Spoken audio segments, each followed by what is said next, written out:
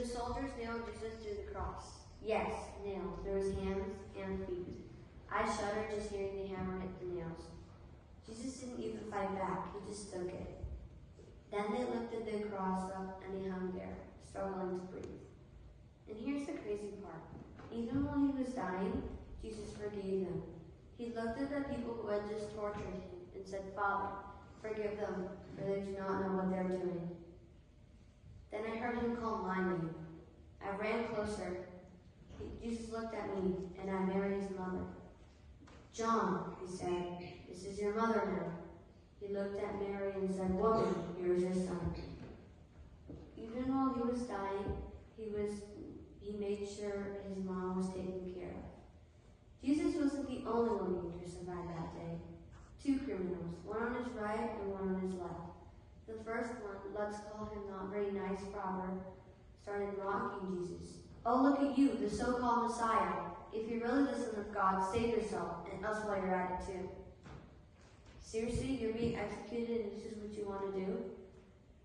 The other one, let's call him a remorseful robber, told him to knock it off. And said, we actually deserve to be here. We did bad things, but this man, he's innocent.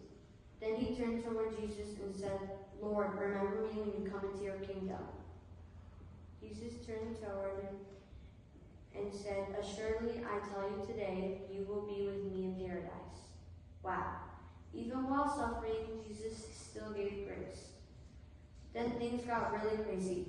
At noon, the sky went completely black, like middle of the night black. It stayed dark for 3 whole hours. The wind howled, the earth felt wrong. Then Jesus took a deep breath and whispered, I am thirsty.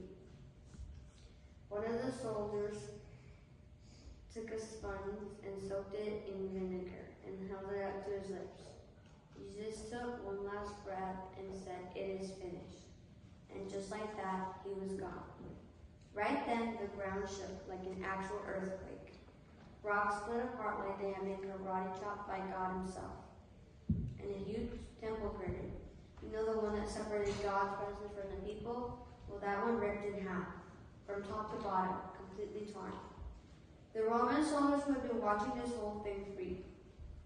One of them, who had literally just killed Jesus, stared at him, eyes wide. Surely this man was the Son of God. Well, yeah, you think?